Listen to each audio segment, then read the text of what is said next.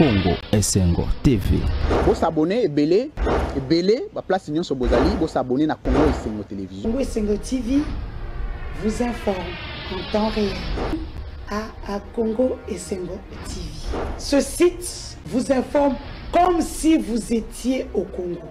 Avec Congo Esengo TV, l'information ne sera plus un luxe pour vous.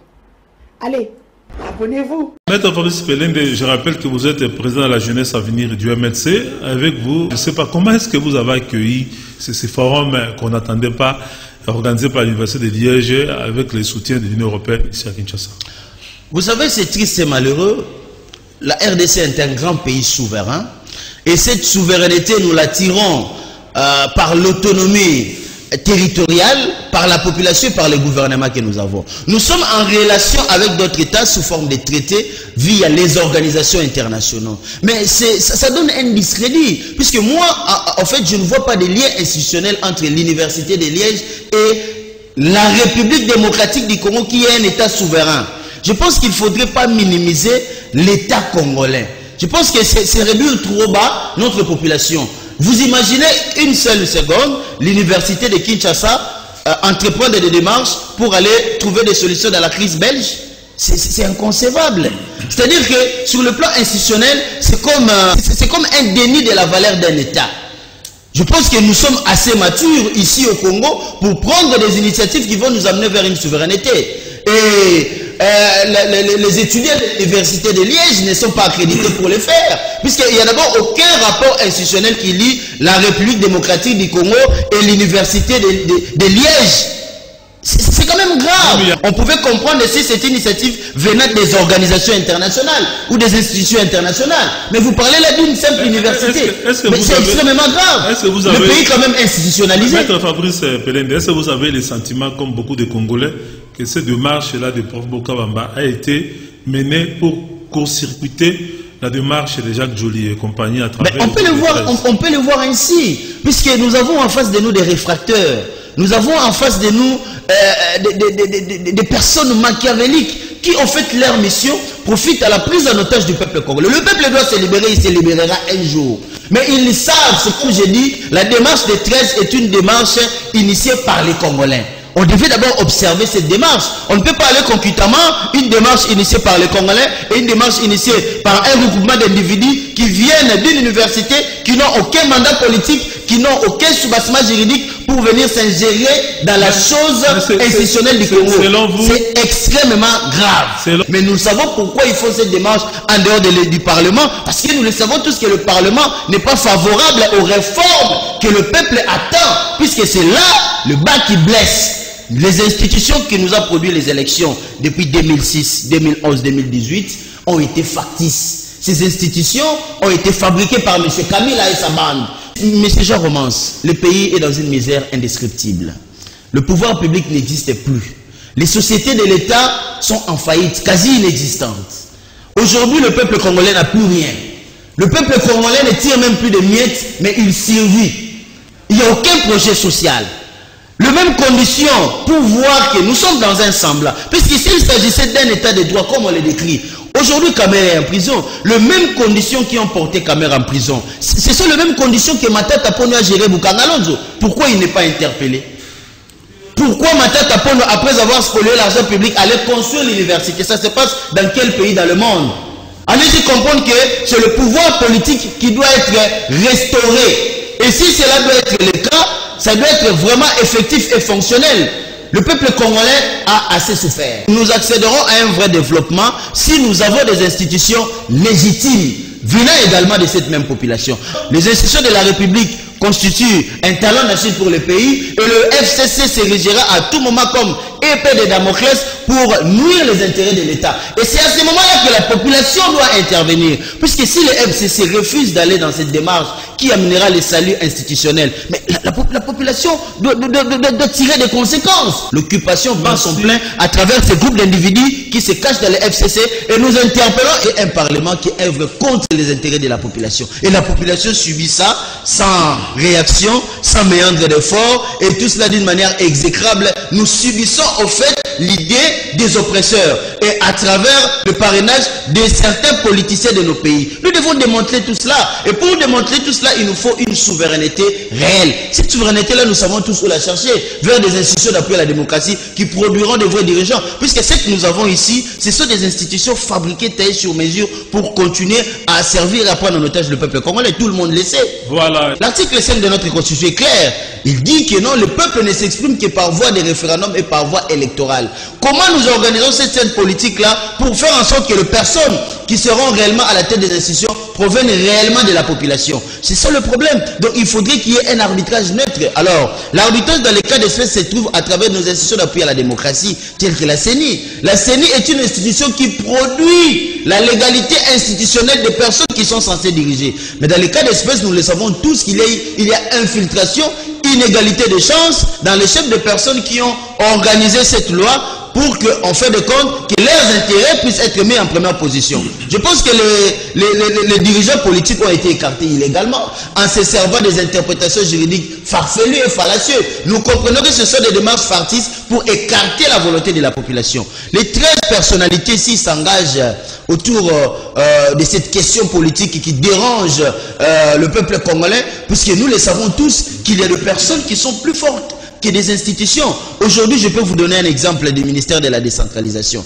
Mais ce ministère-là prend une proportion du ministère de l'Intérieur. Nous savons tous que ces personnes-là sont placées exprès pour contrôler le pouvoir politique à l'interne. Quel est ce ministre qui ne peut rester que dans un seul fauteuil, dans un seul ministère pendant des années? À quoi ça rime? Donc il s'agit d'une infiltration, une prise en otage, comme moi je l'ai dit, c'est un pouvoir de collaboration que le peuple doit dénoncer. L'FCC qui boude cette démarche-là.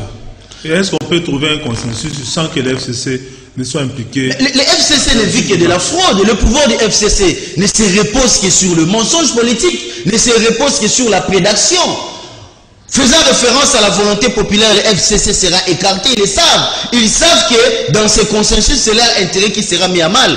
Alors qu'il s'agit de l'intérêt de la population, comme je l'ai dit tantôt dans l'émission de notre frère M. Jean Médard. La population doit s'impliquer dans ce processus, puisqu'il s'agit de son intérêt, et c'est lui le catalyseur, l'arbitre. Puisque si on demande aux gens de venir dans un consensus sanitaire pour l'intérêt général, on ne voit pas pourquoi une fraction de la population refuserait, un regroupement politique refuserait. D'autant plus que ceux qui sont déjà dans le pourparler sont majoritaires. La population a donné son aval. Et il s'agit également de parlementaires. Puisqu'il faudrait se dire des choses clairement. Les institutions ont été taillées sur mesure. Nous avons un parlement dangereux. Un parlement qui a été fabriqué pour profiter aux intérêts de ceux qui prennent le peuple en otage par procuration, puisqu'il y a complicité entre nos dirigeants et ceux qui ont pris en otage le Congo par voie militaire. Aujourd'hui, nous cherchons à récupérer cette hégémonie de légitimité par voie diplomatique. Mais ce ne sera pas chose facile. Nous devions tous les savoir. Et le peuple doit s'impliquer.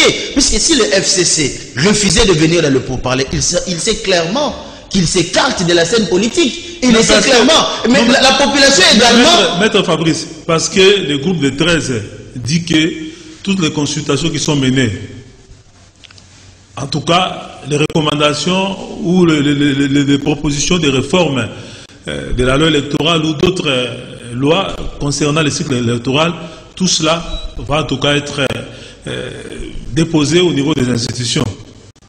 Est-ce qu'à ce moment-là, le FCC aura aussi son mot à dire, non? Mais justement, c'est ça le problème. Ces institutions-là souffrent d'illégitimité. C'est un problème majeur. Je vous ai dit, face à une crise politique, il faut également une solution politique. N'allez pas nous dire que le consensus ne se trouvera que dans les cadres institutionnels, où on sait que ces institutions sont favorables aux personnes qui les ont conçues. Ils sont méthodistes, ce sont des personnes mercantiles. Maître Fabrice. Si on parle de la crise en soi, mais ça provient de ces institutions que nous avons en place. Nous ne pouvons pas aller dans des institutions de crise pour produire une légitimité. Ce serait incongru, il y aurait une incongruité superfétatoire. C'est dans le cas d'espèce qu'il y a eu cette initiative des 13 personnalités qui sont des Congolais, qui sont, ils viennent aussi des diverses fractions politiques, justement pour trouver un consensus. Puisqu'il s'agit d'une crise politique, la solution ne peut être que politique. C'est les institutions de la République qui posent problème. On ne peut pas faire recours à ces mêmes institutions pour apporter la légitimité aux institutions à venir. Oui, et ce serait une démarche vaine. C'est inconcevable des enfants en uniforme puissent subir la mort de cette façon. Ça montre combien le pouvoir public est inefficace, puisque en partant des promesses de la campagne de M. Félix Tshisekedi, on avait tous entendu qu'il y aurait l'état-major à l'Est. On avait tous entendu que la situation militaire à l'Est sera du passé. Mais aujourd'hui, il y a prolifération des groupes armés, tout simplement parce qu'il y a eu des fausses promesses couchées sur une trahison. La trahison que nous avons subie à travers M. Félix Tshisekedi va tuer le pays, continuera à tuer les pays. Mouzé était congolais, mais les gens ignoraient que derrière Mouzé, il y avait une force d'occupation. Puisque tout ce que nous vivons aujourd'hui ne sont que des conséquences de cette prise en otage. Aujourd'hui, moi j'ai toujours comparé la situation politique de notre pays à l'époque de Vichy, pendant la Deuxième Guerre mondiale. Vous savez que les Français aussi étaient occupés. Mais le pouvoir politique de Vichy faisait croire à la population française que c'était un pouvoir légitime. Mais en réalité, il s'agissait d'une occupation. C'est la même parcimonie que nous vivons aujourd'hui. Le peuple est dans l'espoir à travers ses dirigeants, mais ce même dirigeant-là tire le ficelle d'un pouvoir venant de l'étranger. Et tout ça, ça pose problème. C'est pourquoi nous disons qu'il s'agit d'un semblant de gouvernance. En réalité, c'est un pouvoir de procuration.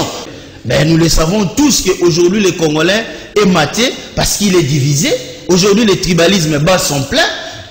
Nous avons vu à l'époque de Mobutu comment le peuple était uni. Mais c'était aussi une force à ce moment-là pour le Congo. Mais aujourd'hui, nous voyons ceux qui sont venus avec le pouvoir des armes. Ils ont changé la langue de l'armée. Ils ont fait en sorte que l'autorité politique et militaire puisse être comprise dans une langue, par exemple le Swahili.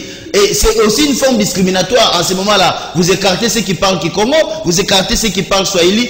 Toutes ces histoires-là devraient normalement cesser. Aujourd'hui, si tout Congolais serait à mesure d'écouter les Swahili, serait à mesure d'écouter et de parler les Chiluba, serait à mesure d'écouter et de parler les Kikongo ainsi que les Lingala, je pense que nous nous forgerons une unité nationale. À l'est du pays, ça brûle, la situation s'empire.